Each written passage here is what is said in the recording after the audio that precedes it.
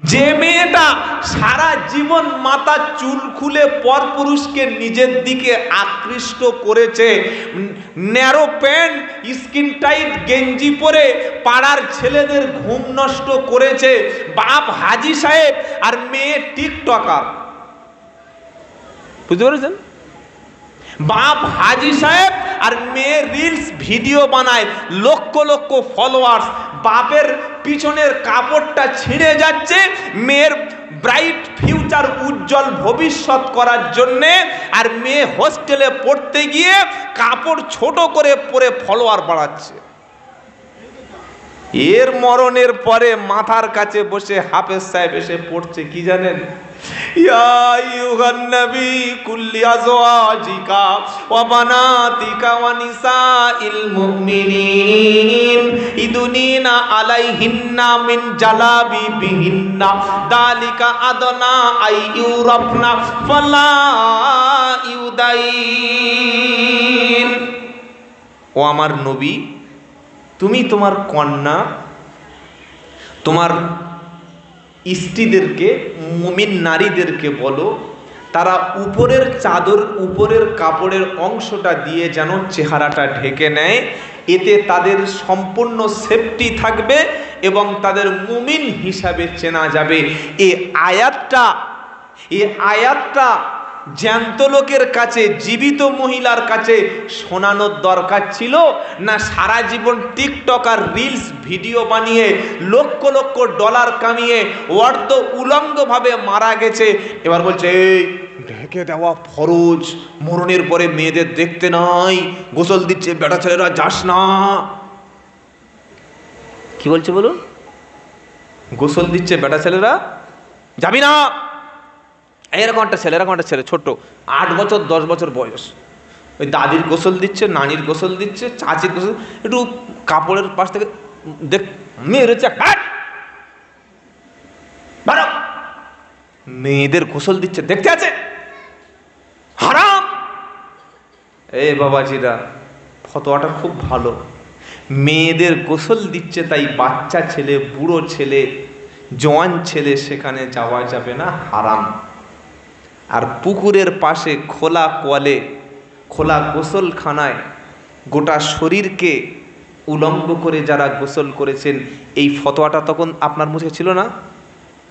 আপনার মুসলমানের বাড়িতে বিয়ের অনুষ্ঠানে মেয়েরা যখন সবচাইতে সুন্দর ড্রেসটা পরে সবার সামনে বসে একই ডাইনিং টেবিলে বসে বসে খেয়েছে আর পাড়ার ছেলেদের রাতের ঘুম নষ্ট করেছে, তখন বিয়ে বাড়িতে হারাম ফতোয়া মুখ থেকে বার হওয়া উচিত ছিল না?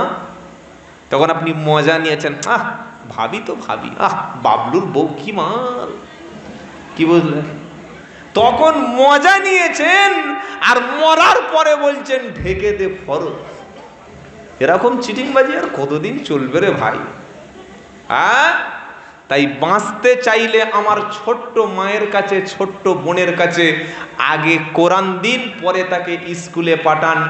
ওই নারীটা ডাক্তার হবে, ইঞ্জিনিয়ার হবে, ওই নারীটা বড় একজন এডুকেটেড হবে, কিন্তু ওর মাথার কাপড়টা, ওর বুকের ওড়নাটা, ওর সতরটা কোনোদিন সরবে না।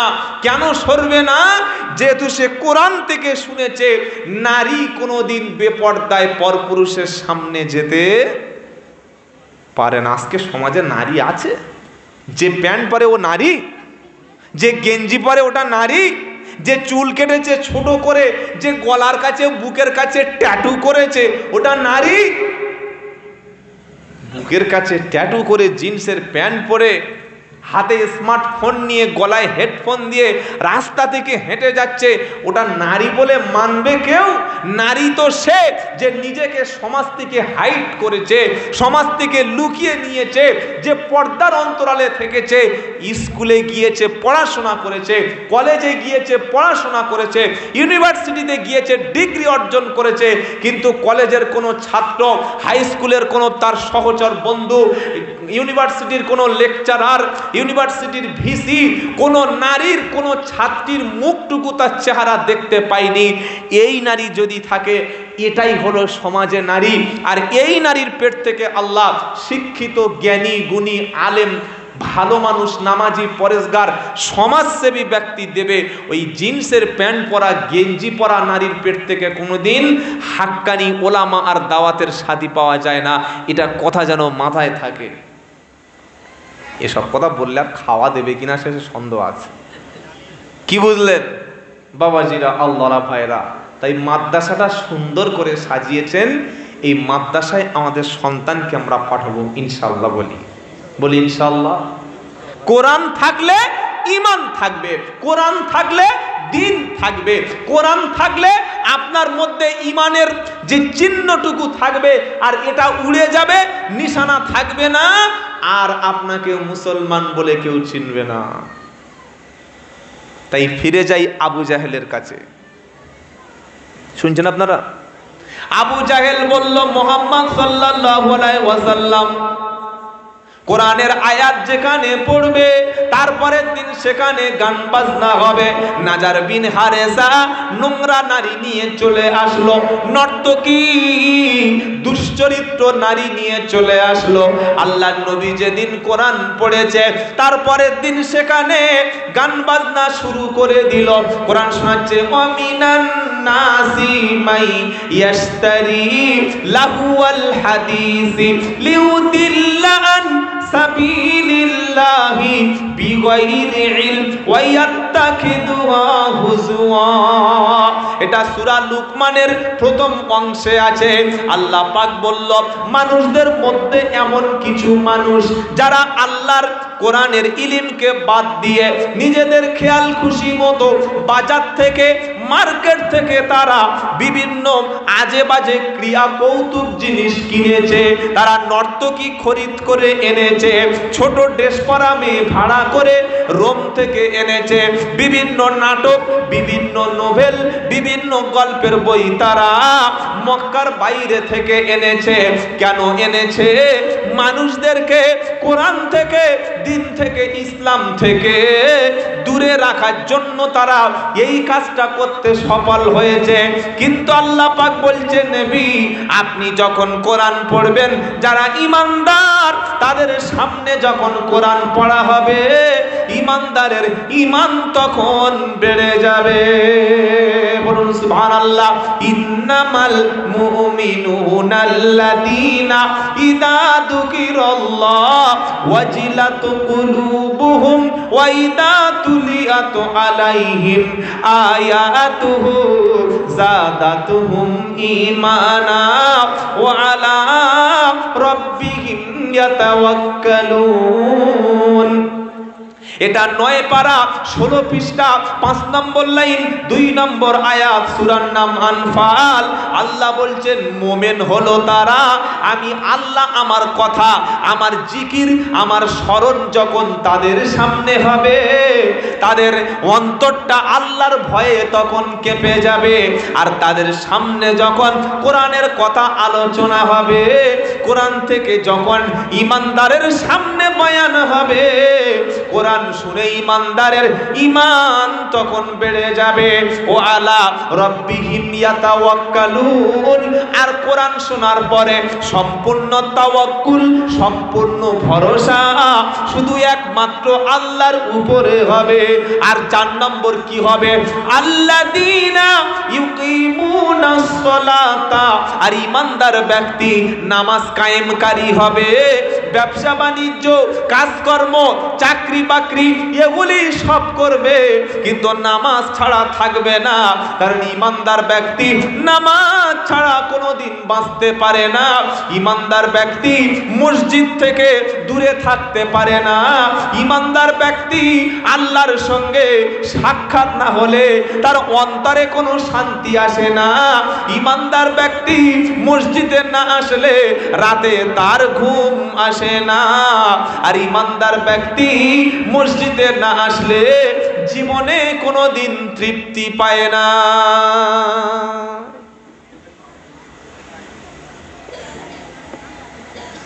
যে যাকে খুব ভালোবাসে সে তার ঘরকেও খুব পছন্দ করে। এই পূজালির একটা ছেলে, বুইতা চেনেন? বুইতা চেনেন না? বা রাজারহাট, ওখানে একটা মেয়ের প্রেমে পড়ে গেছে। ওই ফেসবুকে আলাপ, তারপরে ছবি আদান প্রদান, ভিডিও কল, দেখা, একদম হাবুডুবু খাচ্ছে, বাঁচবে না। ছেলেটা ঠিক করেছে মরতে হলে তোকে নিয়ে মরবো, আর মেয়েটা বলছে বাঁচতে হলে তোকে নিয়ে বাঁচবো। কি ভালোবাসা বুঝতে পারছেন? এরকম ভালোবাসা হয় কি হয় না? হয়। এখন আবার ছেলেরা কিন্তু ইয়ং মেয়েদের আর ভালোবাসে না, তাকে এই ধরে ফেলেছে। এখন পুরাতন পুরাতন ছেলেরা আবার ভাবিকে পটাচ্ছে। ছি ছি ছি ছি ছি, কি হারাম কাজ বুঝতে পারছেন? ইয়ং মেয়ের সঙ্গে একটা যদিও রিলেশন বেটা হারাম, তারপর একটা মেনে নেওয়া যাবে ওটা ইয়ং ছেলে ইয়ং মেয়ে ভুল করে বয়সের ভুলে করে ফেলেছে। ভাবি ধরবি? হ্যাঁ ধরবি তো ধরবি ভাবি। আর পাড়ায় যেভাবে পরকীয়া বেড়েছে, দুদিন পরে নামাজিদের পাড়ায় থাকা খুব কঠিন হয়ে যাবে।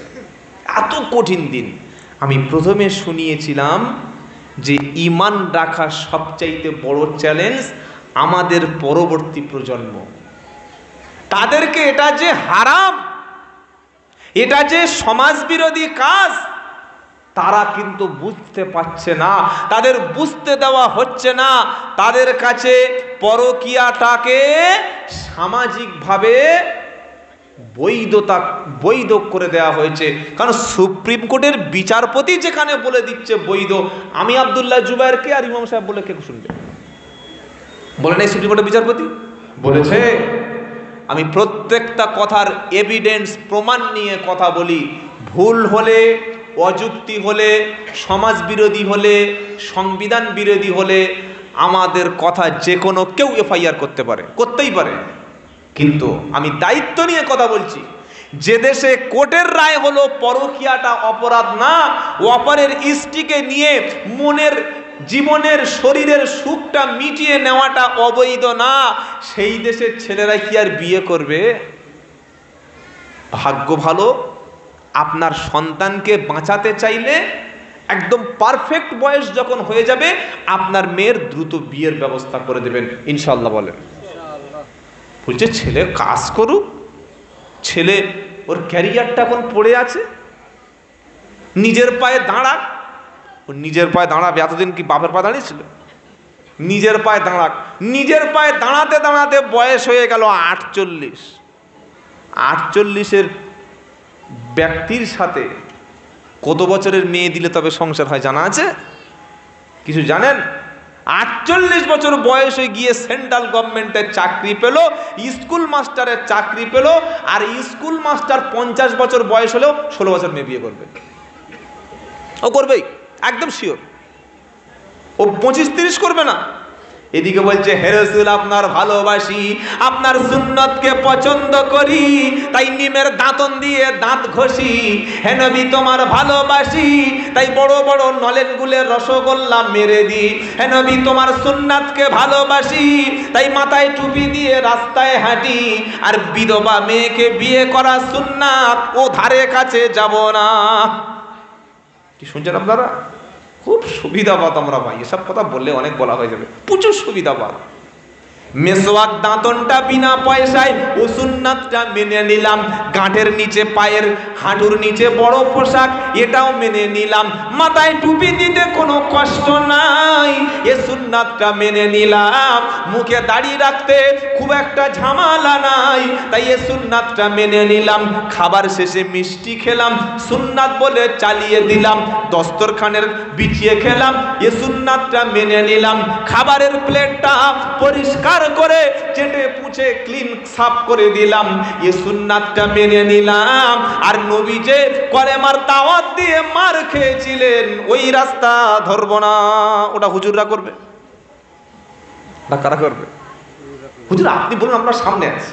কি চালাক সমাজ! হুজুর আপনি সামনে চলুন, আমরা আপনার পিছনে আছি। আরে ভাই সামনে থাকলে তো গুলি এমনি খাবে, তুমি সামনে যাও, তবে তো দেখবো কেমন মজা। কথা মনে থাকবে ইনশাআল্লাহ।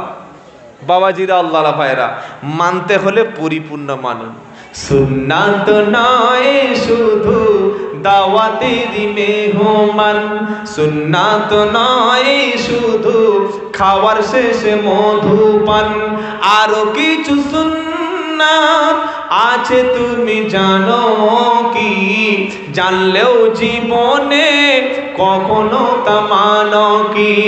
সুন্নাত নয় শুধু নির্জন ধ্যানে যাওয়া, আর সুন্নাত হলো পাথরের আঘাত খাওয়া।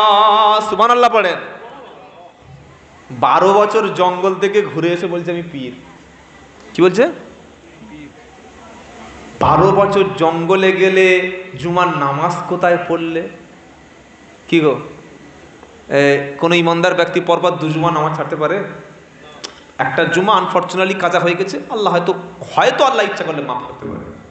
তো তুমি 12 বছর জঙ্গলে গিয়েছো, বাড়ি এসে বলছে পীর। বলে কি করে হলো? বললে গোপ বড়, দাড়ি বড়, গায়ে জটা, আর জঙ্গলে থাকলে পীর। এই বিশ্বাসটা তুই ভ্রান্ত বিশ্বাস। আল্লাহর নবীর একটা সাহাবা বিবি ছেড়ে, বাচ্চা ছেড়ে, সব ছেড়ে জঙ্গলে গিয়েছেন, প্রমাণ আনুন। হ্যাঁ, তারা দাওয়াতের কাজে গেছে, কেউ 2 বছর, কেউ 3 বছর গেছে, কিন্তু সমাজ ছেড়ে, রাষ্ট্র ছেড়ে, জীবন ব্যবস্থা ছেড়ে, সামাজিক দায়বদ্ধতা ছেড়ে দিয়ে, ব্যবসা বাণিজ্য ছেড়ে দিয়ে, দাওয়াতের কাজ বন্ধ করে, মাদ্রাসা বন্ধ করে দিয়ে, মসজিদে নামাজ বন্ধ করে দিয়ে 12 বছর জঙ্গল থেকে ঘুরে এসে রবি ঠাকুরের মতো গোপ রেখে বলছে পীর। তাই বললাম জুমার নামাজ কোথায় পড়তে পীর সাহেব জিজ্ঞেস করে তোমার হুজুরের জুমার নামাজ কোথায় পড়ে। এসব ভণ্ডামি ছাড়া কিচ্ছু নয়। পীর তো সে যে 5 ওয়াক্ত নামাজ পড়ে, সত্য কথা বলে, হালাল খাদ্য খায়, দাওয়াতের মেহনত করে, মার খায়, জেলে যায়, ফাঁসি হয়, গুলি খায়, আল্লাহর জমিনে দাওয়াতের জন্য জীবনও পর্যন্ত দেয়। এই বলছে খাঁটি পীর। কি বলছেন আপনারা বলুন? জঙ্গলে গিয়ে পীর চেনাচ্ছ? ভণ্ডামি করার জায়গার কোথাও খুঁজে পাচ্ছ না? হাক্কানি পীর হতে গেলে মসজিদে আউয়াল ওয়াক্তে তাকবীরে উলার সঙ্গে নামাজ পড়ুন, কোরআনের ছাত্রের সঙ্গে বসুন, হালাল খাদ্য খান, সত্য কথা বলুন, মানুষের সঙ্গে লেনদেন ঠিক রাখুন। আপনি পীর নাম না নিতে পারলেও আল্লাহর একজন ওলি হিসাবে আপনি কবরে যাবেন। বলুন সুবহানাল্লাহ। বলে হুজুর ওলি হব?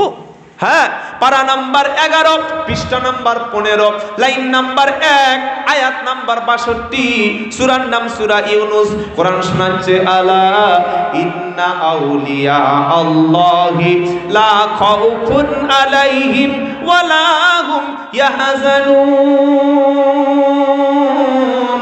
আল্লাযীনা আমানু ওয়া কানু ইয়াত্তাকুন লাহুমুল বুশরা ফিল হায়াতিদ দুনিয়া ওয়া ফিল আখিরাহ লা তাবদীলা লিকালিমাতিল্লাহ যালিকা হুয়াল ফাওজুল আযীম। আল্লাহ বলছে জেনে রাখো, তোমরা শুনে রাখো, আমার বন্ধু হলো তারা, আমার বন্ধু হবে যারা দুনিয়াতে তাদের ভয় নাই, আর আল্লাহর ওলি যারা আখিরাতে তাদের কোনো চিন্তা নাই। সেই যুগে রোমান সভ্যতা ছিল সবচাইতে দামি উজ্জ্বল সভ্যতা। এই রোমে পাঠিয়ে দিয়ে বলল, রোমের মধ্যে সবচাইতে সুন্দরী নারীটা যত টাকা লাগবে, যত ডলার লাগবে, রোম থেকে সবচাইতে সুন্দরী নারী কিনে নিয়ে চলে আসবে। আর মুহাম্মদ সাল্লাল্লাহু আলাইহি ওয়াসাল্লাম তো জান্নাতের হুরের কথা বলে, তবে হুর দুনিয়াতে দেখা যায় না। আজকে নবী হুরের কথা বলে, নবী চলে যাবে, আর আমরা রোম থেকে জ্যান্ত হুর, অর্ধ উলঙ্গ সুন্দরী নারী মক্কার সোসাইটির সামনে প্রেজেন্ট করব। ও যখন জ্যান্ত টাটকা নারী দেখবে, মুহাম্মাদের বাকি হুরের কথা ভুলে যাবে।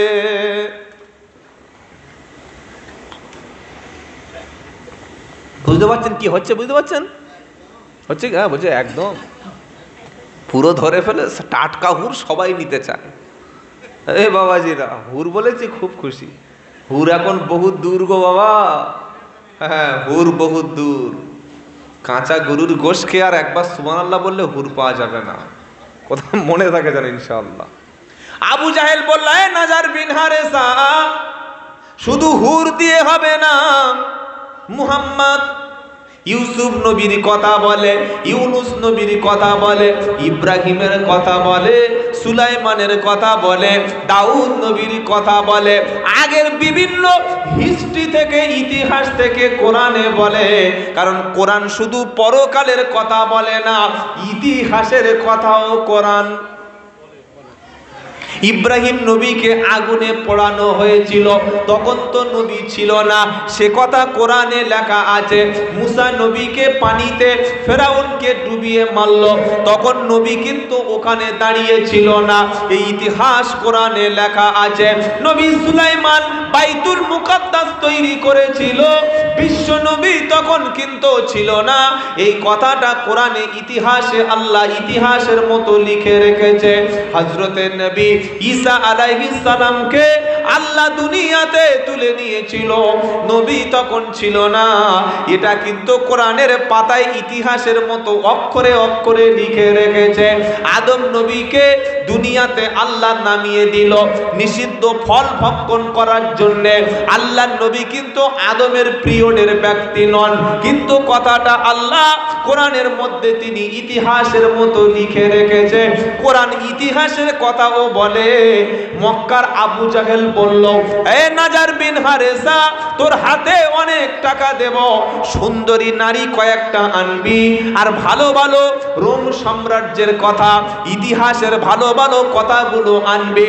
মুহাম্মদ যেখানে কোরআনের কথা বলবে, তারপরের দিন সেখানে সুন্দর সুন্দর ইতিহাস পড়া হবে, কাব্য পড়া হবে, গল্প করা হবে, নাটক করা হবে, নাট্য মঞ্চ তৈরি করা হবে, সংস্কৃতি মঞ্চ তৈরি করা হবে।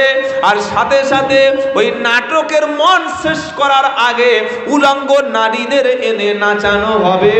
তাহলে আগের দিনের কোরআনের সব কথা জনগণের মন থেকে দূরে যাবে।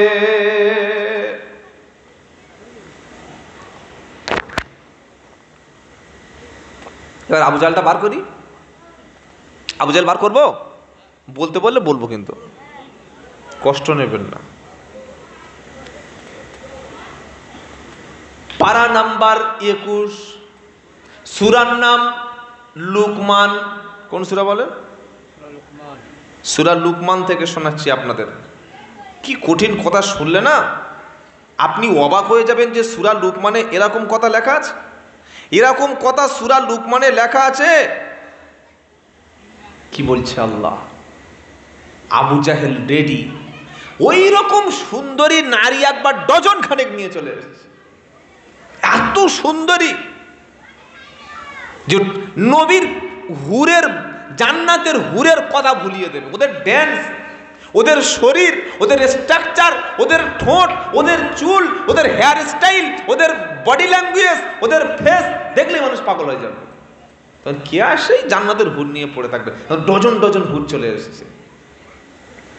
আর বিভিন্ন ইতিহাসের গল্পগুলো এরকম মোটা মোটা পুঁথিপত্র, নোভেল, নাটক, উপন্যাস সব নিয়ে চলে এসেছে।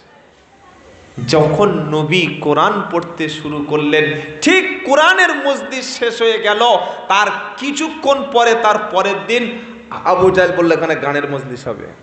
কিসের মজলিস? দায়িত্ব পেল কে? নাজার বিন হারেস। ভয়ঙ্কর বদমাশ, বিখ্যাত বদমাশ। এই নাজার বিন হারেসের দায়িত্বে সুন্দর সুন্দর কবিতা, গল্পগুলো পড়া হচ্ছে। আর আবু জাহেল বলছে, এই মক্কার মানুষেরা, গতকাল মুহাম্মদ সাল্লাল্লাহু আলাইহি সাল্লাম তোমাদের কাছে বিভিন্ন জান্নাতের কথা বলেছে, সুলাইমান দাউদের কথা বলেছে, ইউসুফ ইয়াকুবের কথা বলেছে।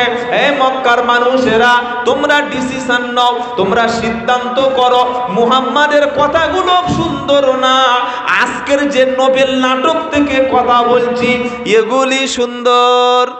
কম্পেয়ার করো, কোনটা নেবে তোমরা ভাবো। জনগণ মনের মধ্যে একটা কোরআনের প্রতি আলাদা আকর্ষণ আছে, কারণ কোরআন যখন পড়া হয় মানুষ তখন চোখে পানি ফেলে। বললে এটা কোথায় লেখা আছে বলো? তো কোরআন শোনাচ্ছে, ওয়াইদা সামিউ মা উনজিলা ইলার রাসূল তারা আয়ুনাহুম তাফিদু মিনাদ দাম মিম্মা আরাফু মিনাল হাক্কি ইয়াকুলুনা রব্বানা আমান্না ফাকতুবুনা মা'আশ শাহিদিন। 7 নম্বর পারা, প্রথম পৃষ্ঠা, প্রথম লাইনের 83 নম্বর আয়াত, সূরার নাম মাইদা।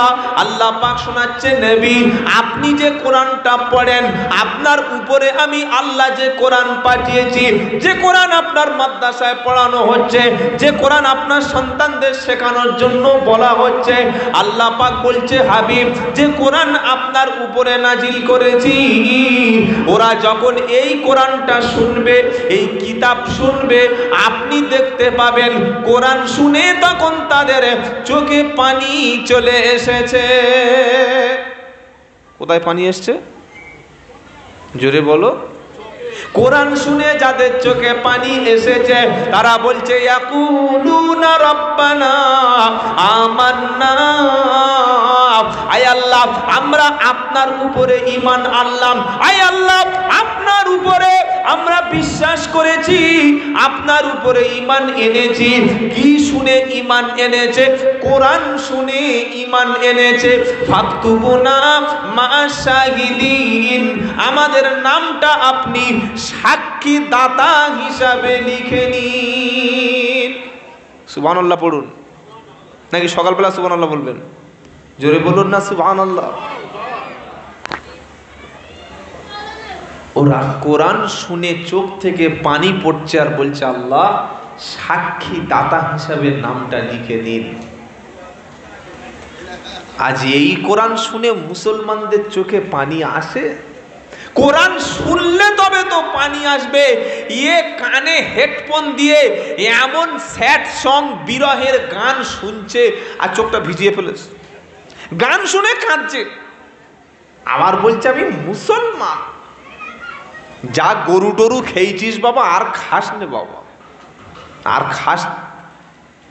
গান শুনে চোখ থেকে পানি আসছে, গান শুনে চোখের পানি মুছছে, ড্যান্স শুনে কোমর দোলা দিচ্ছে, বাড়ির পাশে ডিজে বাজছে, ওর মাথার চুল আর ওর পুরো ফুল বডি ভাইব্রেশন হচ্ছে, ও নাকি মুসলমান। কি ভুল যে করেছিল ছোটবেলা হাজাম। এরকম মাল হলে হাজাম হাত দিত না ওই জায়গায়, যে বাবা তোর কেটে আমি ভুল করেছি। এই বাবা জিরা আল্লাহ খায়রা, যেদিন কোরআন শুনে চোখে পানি আসবে, আজান শুনে মসজিদে যেতে মন চাইবে, যেদিন জাহান্নামের কথা শুনে পরিবর্তন হতে মন চাইবে, সেদিন বুঝবেন আপনাকে আল্লাহ তার বান্দার মধ্যে শামিল করেছেন। বলুন সুবহানাল্লাহ। আবু জেহেল খুব ভালো করে জানতো যে কোরআন এমন একটা কিতাব, ওটা শুনলে আর মানুষকে ধরে রাখা যাবে না। ওই যে শুনবে সে পরিবর্তন হবে, সে ঈমান আনবে, সে কলেমা পড়বে, সে নবীর হাতে হাত মেলাবে, ও শুনলে একটা রিয়াক্ট করবেই। আবু জাহেল জানতো। তাই সর্বপ্রথম বলল কোরআনের অনুষ্ঠানের পরে গানের অনুষ্ঠান করতে হবে। এবার আবু জাহেল, বড় আবু জাহেলের খুঁজে দিচ্ছি, তারপরে ছোট আবু জাহেলদের চিনিয়ে দিচ্ছি। দুরকম কোয়ালিটির আবু জাহেল আছে। এক হচ্ছে বড় বড় বুড়ো বুড়ো মাল, আর এক হচ্ছে ছানা ছানা আবু জাহেল। ছানা বোঝেন না? মিনি আবু জেহেল যেগুলো। সুপার কোয়ালিটির আবু জেহেল কারা? 1 মাস রোজা করে, 1 মাস তারাবি পড়ে, 1 মাস মসজিদে নামাজ পড়ে, ঈদের পরের দিনে ফাংশন আর ডিজে গান এনে পুরো ঈদ মিলন করেছে যারা, সুপার ক্লাস আবু জাহেল। বুঝতে পেরেছেন? ওমাল ছিল তো? ওরকম হারাম কর নাই। 1 মাস তারাবি রোজা ইফতার সেহরি করে ঈদ মোবারক লিখে দেখি ডিজে চালাচ্ছে। আবু জাহেল বললে বেঁচে আছি, আমার ভাড়া ভাই চলে আয়, বুকে আয় বাবা, বুকে আয়, আমি তোর ভাই, চলে আয়। 1 মাস রোজা করে ডিজে নিয়ে নাচে যারা, 2025-এর সুপার আবু জাহেল তারা। কথা মনে থাকবে ইনশাআল্লাহ। এইবার ছানা মাল যেগুলো পকেটে আছে, পকেটের মালগুলো বার করে দিচ্ছি। এই বাবাজিরা, আপনার বাড়ির মধ্যে, মুসলমানের বাড়ির মধ্যে কোরআন আছে না নাই? জোরে বলেন। আছে। আমি প্রথমে শুনিয়েছিলাম যে বক্তব্য শোনার জিনিস না, এটা বোঝার জিনিস। আর টান দিয়ে ধরতে বললে এমন আষাঢ়ে গল্প জুড়ে দেব, রাত 3টে বেজে যাবে, ঘড়ি দেখার সময় পাবেন না। ওতে আপনার কপাল পুড়বে, আমার কিছু ক্ষতি হবে না। তাই দুটো শুনুন, আর যে দুটো শুনছেন বুঝে শুনুন, যেন সারা জীবন মনে থাকে। তাহলে বড় আবু জেহেল চিনেছেন তো? বড় আবু জেহেল চিনেছেন তো? এদেরকে চাঁদা দিই তো আমরা রমজান মাসে। রোজার শেষে মুসলমান মহল্লায় গান চলছে, বাজনা চলছে, ইমাম মানা করছে, দাওয়াতের সাথীরা মানা করছে, মসজিদ কমিটি মানা করছে। এই কে কার কথা শোনে? ছেলেরা একটু এনজয় করবে না? ছেলেরা এনজয় করা ভালো, কিন্তু শরীয়তের বরখেলাপ করা ভালো না। মুসলমানের বাড়ি কালকের বিয়ে হবে, ইমাম এসে বিয়ে পড়াবে, গেটে এলাহি ভরসা লিখে দিয়েছে, আর ওই বিয়ে বাড়ির সামনে বড় বড় ডিজে এনে সারা রাত মিউজিক চলছে না? চলে না?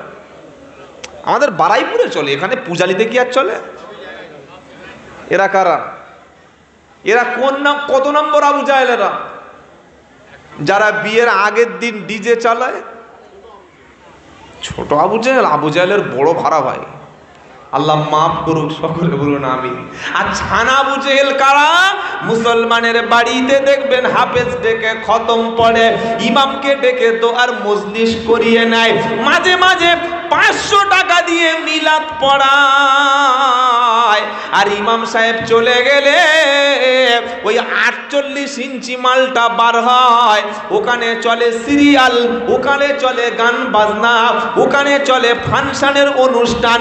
কোরআন তখন উপরে উঠে গেছে, আর আবু জাহেলের শয়তানের আসল শয়তানিটা এবারও প্রকাশ পেয়েছে। বললে হুজুর তোমার ভাবি দেখছে, মেয়েরা দেখে, আপনার সম্পর্ক টিভি দেখুন, টিভি কিন্তু হারাম না, এলসিডি কিন্তু হারাম না, মোবাইল কিন্তু হারাম না, কিন্তু ব্যবহারটা করেছেন আপনি কি? ওর মধ্যে খবর দেখুন, ওর মধ্যে পৃথিবীর খবর জানুন, বিশ্বের সংবাদ জানুন, কেউ হারাম বলবে না।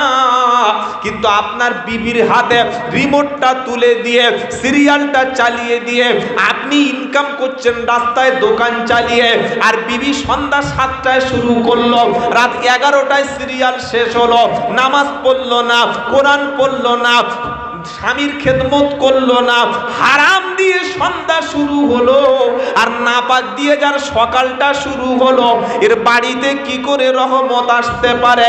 তাই টেলিভিশনের অশ্লীলতা বন্ধ করে সন্ধ্যাবেলা বাড়িতে কোরআনুল কারীম তেলাওয়াত করুন, বাচ্চাদের কাছে বইপত্র দিয়ে পড়তে শুরু করুন, রাতে ঘুমাতে যাওয়ার আগে আল্লাহর কাছে বলুন, রব্বানা আপনি আমাকে বাঁচিয়ে রেখেছেন, আমি এশার নামাজটা পড়েছি, আমি কোরআন শরীফ পড়েছি, আমি ঘুমোতে যাচ্ছি, রব্বানা আল্লাহুম্মা বিইসমিকা আমুতু ওয়া আহইয়া, আল্লাহ তোমার নাম নিয়ে যাচ্ছি, মরলেও তোমার নামে, বাঁচলেও তোমার নামে। এটা বলার পরে 100 বার তওবা পড়ে দরুদ পড়তে পড়তে ঘুমিয়েছে যারা, এরা মুসলমান হলো তারা। সুবহানাল্লাহ কি আগস্ট মাসে বলবেন? জোরে বলুন সুবহানাল্লাহ। 80,000 টাকার এলসিডি আছে, সবার সামনে প্রতিদিন মোছামুছি করে, আহ ধুলো পড়েছে রে, আহ এলসিডিটা মুসলেন ধুলো পড়েছে বলে। আর কোরআনটা বার করুন, কোরআনটা মুসলমানের বাড়িতে এখনই বার করুন। আমি আব্দুল্লাহ জুবায়ের বলছি, 100-র মধ্যে 80টা বাড়িতে চ্যালেঞ্জ করে বলছি, কোরআন আর কোরআন নাই। টিকটিকি, আরশোলা, ফড়িং, উই পোকা, ধুলো, ময়লা, ওটা ঝাড়তে ঝাড়তে সময় লাগবে 30 মিনিট। এখন কোরআন হয়েছে মুসলমানের বাড়ি টিকটিকির ঘর, আরশালার বাসা, উই পোকার নিরাপদ আশ্রয় কেন্দ্র। যে মুসলমানের ঘরে 80,000-এর এলসিডিটা সবার সামনে চান্স পেল, আর কোরআনটা ধুলোর মধ্যে পোকার কামড় খেলো, এই মুসলমান কিভাবে প্রধানমন্ত্রীর দায়িত্ব পাবে আমাকে বুঝিয়ে বলো। বললে বাঁচার রাস্তা বলে দিচ্ছি, ওটাও শুনে নেন। বাড়ি ফিরে গিয়ে আল্লাহর কাছে তওবা করে ওযু করে গোলামের মতো কোরআনটা হাতে তুলে নিন, আর মাদ্রাসায় যে সমস্ত ছাত্ররা পড়ছে ওদের পাশে আপনার সন্তানকে একটা টাইমে বসিয়ে দিন। মসজিদে যোগ্য ইমাম আছে, আপনিও মাগরিবের পরে ইমামের কাছে বসে কোরআনটা শিখে নিন। আল্লাহর রাস্তায় দিনের দাওয়াতের সাথীদের সাথে বার হয়ে পড়ুন। আর যে এলসিডিতে যে টেলিভিশন ছাড়া আপনার বাড়িতে কারোর চোখে ঘুম আসে না, ওই হারাম সিরিয়ালটা বন্ধ করে দিয়ে কোরআন পড়ুন, নবীর জীবনী পড়ুন, আর ইসলামের পবিত্র অবস্থায় আপনি জীবন যাপন করুন। আপনি হবেন পৃথিবীর সেরা একজন মানুষ। বলুন সুবহানাল্লাহ। করতে যদি না পারেন, করতে যদি না চান, আর বক্তাদের ডাকবেন না। কি বলছেন, বড় কথা বলছেন, বক্তা ডাকবো না মানে? এই বক্তব্যটা যা করেছি লাভ দিয়ে উঠেছে। কি বলছেন আপনি? আপনি আমাদের টাকা নিয়েছেন, বক্তব্য করুন। ভাই টাকা নিয়েছি, কিন্তু আমি মুন্ডু বিক্রি করে দিইনি। টাকা নিয়েছি, খেয়েছি ঠিক, কিন্তু আপনার গোলামি করতে আমি আসিনি।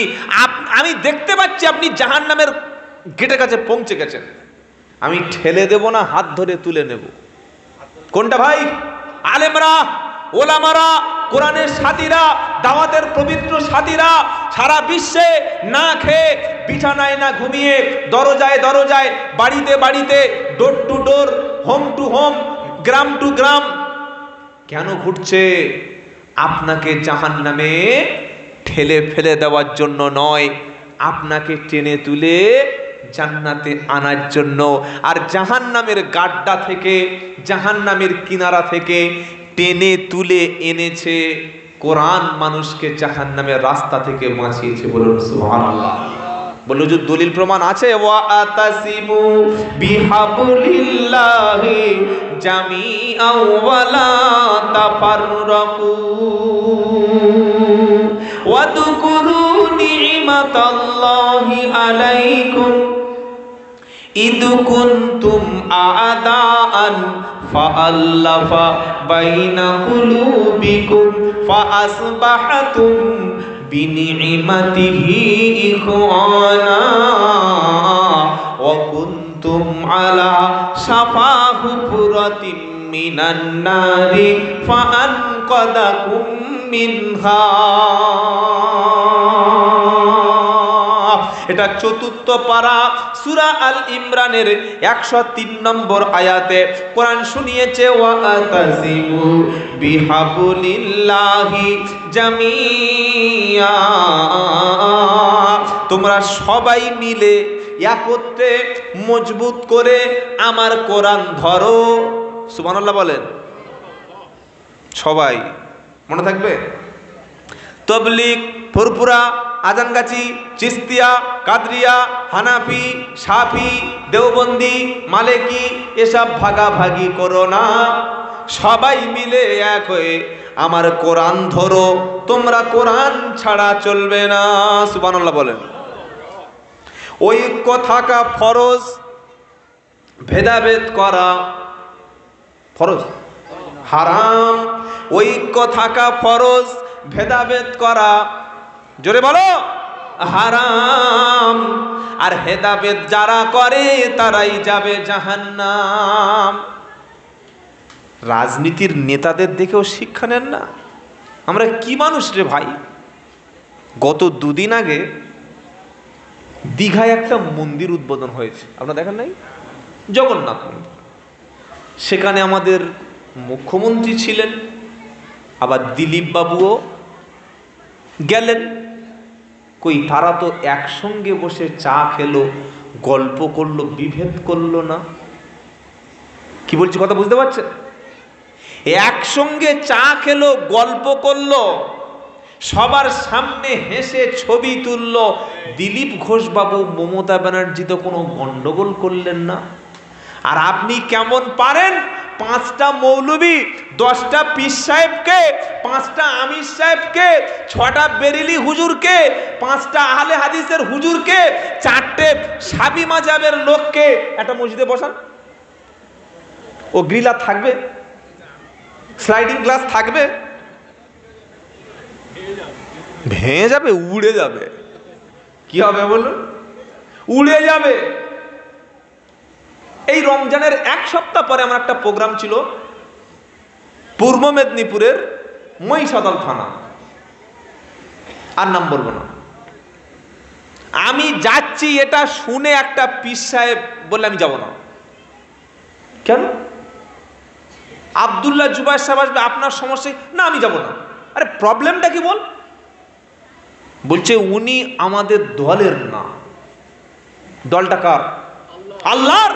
ইসলাম আল্লাহর দল, কোরআন আল্লাহর দল, মসজিদ আল্লাহর জায়গা, মাদ্রাসা আল্লাহর জায়গা, কোরআন রসুলের আল্লাহর কিতাব, এর বাইরে তো কিচ্ছু নাই। আপনি বলছেন আমি তবলিগ।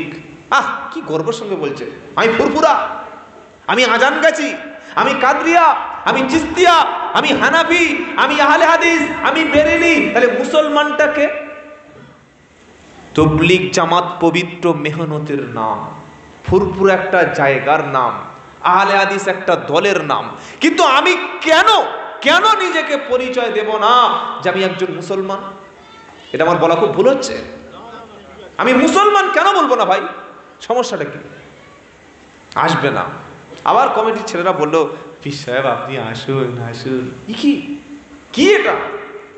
তামাম বিশ্বে যখন মুসলিম নিধন চলছে, বেঁচে বেঁচে চলছে, বেঁচে বেঁচেই মারা হচ্ছে, ইহুদি খ্রিস্টানরা তারা দল দেখছে না, তরিকা দেখছে না, কে পীরের মুরিদ কে জামাত দেখছে না।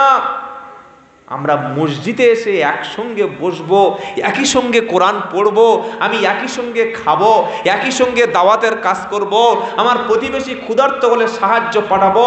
আমি তবলিগ বলবো কেন? আমি ফুরফুরা বলবো কেন? আমি আজান গাছি বলবো কেন? আমি চিস্তিয়া বলবো কেন? আমি মুসলমান। আমি কি? আমি আল্লাহকে চিনি, রসুলকে চিনি, কোরআনকে চিনি, দ্বীনকে চিনি, ইসলামকে চিনি, মসজিদকে চিনি, মাদ্রাসাকে চিনি, এর বাইরে কিছু মানি না। কত মনে থাকবে ইনশাআল্লাহ। দল করতে করতে, ভাগাভাগি করতে করতে একটা গ্রামে 200 মিটারের মধ্যে 2টো মসজিদ। হ্যাঁ, একটা পাড়ায় 200 মিটারের মধ্যে 2টো মসজিদ। এ মসজিদে ফজরের সময় 4 জন, আর একটা মসজিদে ফজরের সময় 6 জন। কেন 2টো মসজিদ একসঙ্গে নামাজ পড়লে হতো না? বলছে না, ওখানে জামাত আসে, ওরা মসজিদে এসে শুয়ে শুয়ে হাওয়া ছাড়ে, স্বপ্নদোষ হয়। ওখানে হাওয়া ছাড়ে, স্বপ্নদোষ হয়। আর তোমার বাড়িতে কি পিছন থেকে অক্সিজেন বার হয়? ছাগল কবে হুঁশ ফিরবে? আর এই মসজিদে কি হয়? বলে না ওরা পীরের মুরিদ। পীরের মুরিদে কি হয়েছে? কি হয়েছে? পীর তো খারাপ জিনিস না। পীরের কাছে নামাজ আছে, দ্বীন আছে, ইসলাম আছে, আল্লাহ আছে, রসুল আছে, সে পীর আমার দিলে আছে। আর পীর যদি মাজার পূজা করে, মহিলা মুরিদদের পা টিপিয়ে নেয়, মাজারে সেজদা করতে বলে, মাজারে ছাগল জবাই করতে পারে, ওই পীরকে আমরা জবাই করবো?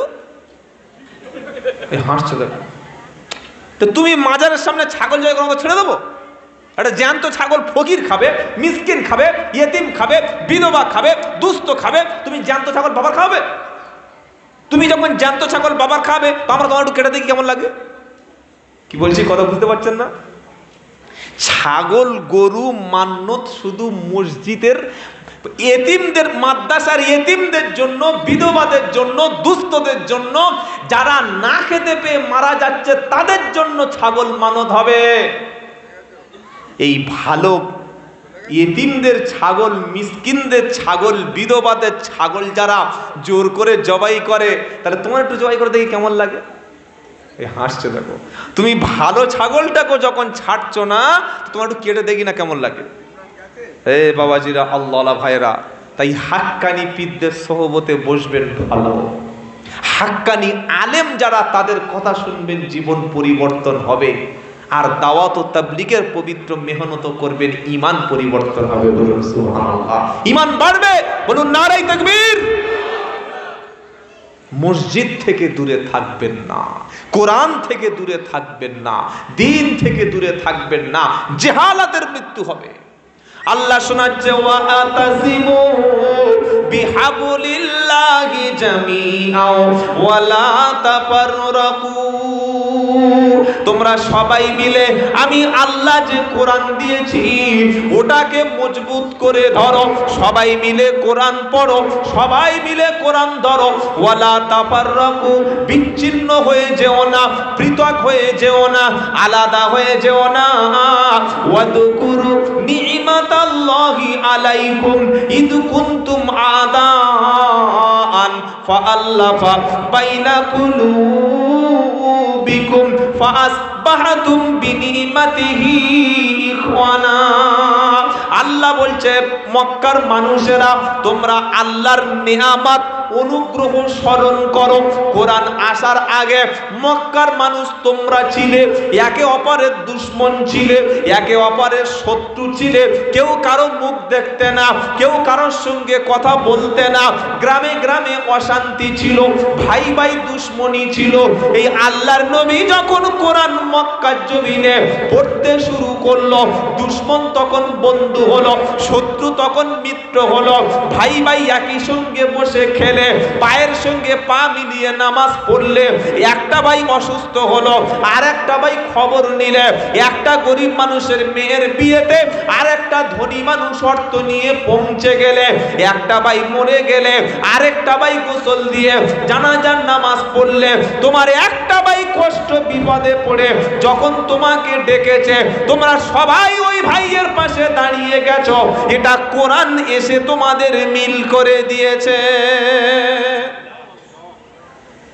বিশ্বের যে কোনো প্রান্তে একজন মুমিন ব্যক্তি যদি কষ্টে পড়ে, বিপদ হয়, দেখে নিজেদের অজান্তে যে চোখের পানি চলে আসে, এ পানি কিন্তু তাদের সঙ্গে কোনো ব্লাড রিলেশন নাই, রক্ত সম্পর্ক না।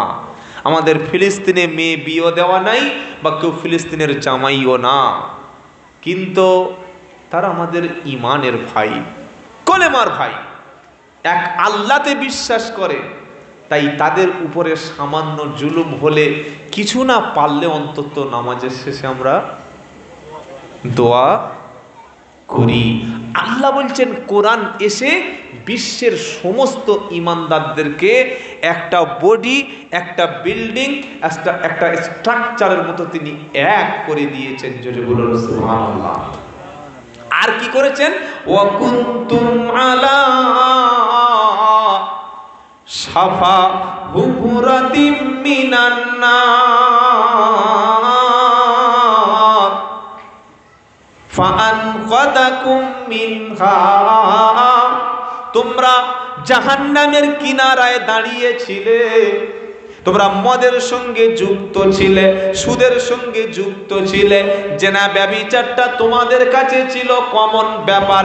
কোরআন এসে মক্কার মানুষদেরকে ওই জাহান্নামের রাস্তা থেকে তুলে জান্নাতের রাস্তাকে দিয়েছে ভরে, আর জাহান্নামের রাস্তাকে কোরআন এসে দিয়েছে দূরে ঠেলে। জোরে বলুন সুবহানাল্লাহ। আল্লাহর নিয়ামত স্মরণ করো, তোমাদের ভ্রাতৃত্ব তৈরি করে দিয়েছে, তোমাদের জাহান্নামের রাস্তা থেকে বাঁচিয়েছে। এ কোরআন আছে না নাই? আছে বাবা। কোরআন যদি থাকে পড়বো, এটা পড়া কিতাব, খালি চুমো খাচ্ছে হয়ে গেল। আর লোক মরলে, মানুষ মরলে তার মাথার কাছে গিয়ে কোন যুক্তিতে যে কোরআন পড়ে আজও পর্যন্ত আমার মাথায় ঢোকেনি। যুক্তিটা কি? কি যুক্তি আপনি কোরআন পড়ছেন মাথার কাছে বসে বসে? কি কাজে লাগবে? এই মরা লোকের জীবনে কি কাজে লাগবে? 70 বছরের জিন্দেগিতে যার কাছে নামাজের কথা বলা হলো না, দিনের কথা বলা হলো না, হালাল চেনানো হলো না, হারাম চেনানো হলো না, মরণের পারে তার কানের কাছে বসে বসে বলছে হালাল আর হারাম ও পরিবর্তন হবে। হ্যাঁ বানা বলেন।